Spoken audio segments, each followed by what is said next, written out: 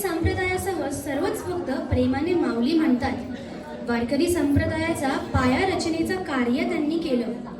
अंधाराकडून प्रकाशाकडे घेऊन जाणारा ज्ञानमार्ग त्यांनी सर्वसामान्य जनतेला दाखवला. अवघ्या 21 वर्षाच्या आयुष्यात त्यांनी अनेक ग्रंथ, अभंग व काव्य रचले. गीतेच्या प्राकृत भाषेतील अनुवाद, भावार्थ दीपिका अर्थात ज्ञानेश्वरी आजही वाचताना आपण मंत्रमुग्ध होतो. सर्वसामान्यांना समजेल उमजेल अशी भाषेत रचना करून अध्यात्माचं ज्ञान त्यांनी समाजाला दिलं. लोकांच्या आरोग्यासाठी लिहिलेले प्रार्थना पासायदान आजही आपण म्हणतो. निवृत्ती, सोपान, ज्ञानदेव व मुक्ताबाई या चारही भावंडांना लहान वयातच वडिलांनी ब्रह्मविद्येचे बाळगूड दिले. हे चारही भावंड त्यांच्या अलौकिक ज्ञानासाठी व भक्तीसाठी ओळखली जात होती. संत ज्ञानेश्वरांच्या काळात चांगदेव नामाचे महान योगी होऊन गेले. आपल्या योग सामर्थ्यामुळे ते 1400 वर्ष आयुष्य जगले होते. त्यांना अनेक सिद्धी प्राप्त होत्या. त्यामुळे त्यांच्या मनात अहंकार निर्माण झाला होता. याच काळात संत ज्ञानेश्वरांची कीर्ती सर्वत्र पसरू लागली. चांगदेवांनी ज्ञानेश्वरांची कीर्ती ऐकली आणि त्यांच्यामध्ये ज्ञानेश्वरांना भेटण्याची उत्सुकता निर्माण झाली. भेटीपूर्वी त्यांनी ज्ञानेश्वरांना पत्र पाठवायचा विचार केला, पण पत्र लिहिताना त्यांचा गोंधळ उडाला. ज्ञानेश्वरांची जी कीर्ती ऐकली होती त्यावरून ते श्रेष्ठ ज्ञानी असावे असं वाटत होतं. त्यामुळे पत्र लिहिताना सुरुवातीला त्यांना नमस्कार लिहावा की ते वयाने लहान असल्याने त्यांना आशीर्वाद लिहावा हे त्यांना काही कळेना. त्यांच्या मनातील गोंधळ न संपल्याने शेवटी त्यांनी कोरपत्र ज्ञानेश्वरांना पाठवलं. चांगदेवांचे हे कोरपत्र पाहून निवृत्तीनाथांच्या लक्षात आलं की चांगदेवांमध्ये अजूनही आत्मज्ञानाची व गुरुकृपेची कमतरता आहे. त्यांनी ज्ञानेश्वरांना त्या पत्राला उत्तर लिहिण्यास सांगितलं.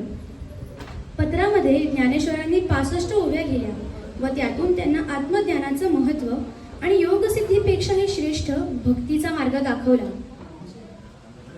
पत्र वाचल्यानंतरही चांगदेवांना काही बोध झाला नाही.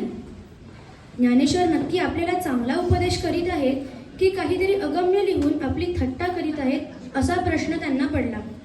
शेवटी त्यांनी ज्ञानेश्वरांना भेटायला जायचंच ठरवलं. आपल्या योग सामर्थ्याचे प्रदर्शन करण्यासाठी चांगदेव वाघावर स्वार होऊन हातात नागाचा असून घेऊन ज्ञानेश्वरांना भेटायला निघाले.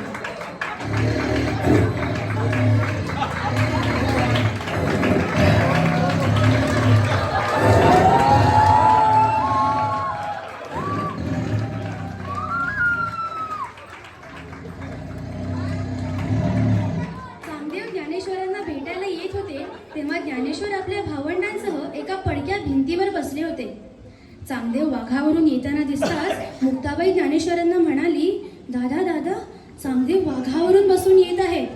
आपणही त्यांच्या स्वागताला पायी जाण्यापेक्षा एखाद्या वाहनावरून गेलं पाहिजे.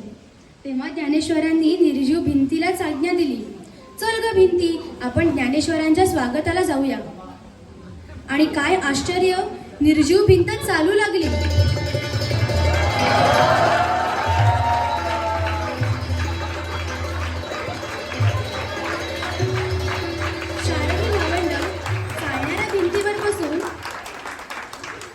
चारही भावंड चालणाऱ्या भिंतीवर बसून चांगदेवांच्या स्वागताला गेले. हा अद्भुत चमत्कार पाहून चांगदेवांचा अहंकार पूर्णपणे गळून पडला. ज्ञानाची महती त्यांना समजली. ज्ञानेश्वरांच्या पायी पडून चांगदेवांनी आपलं अज्ञान कबूल केलं. ते म्हणाले, माझ्या सिद्धीच्या बळावर मी वाघासारख्या हिंस्त्र प्राण्यावर सत्ता गाजवू शकलो, पण निर्जीव भिंतीवर सत्ता चालवण्याचे सामर्थ्य माझ्यात नाही. त्यानंतर चांगदेवांनी मुक्ताबाई व सोपान देवांना आपला गुरु मानलं.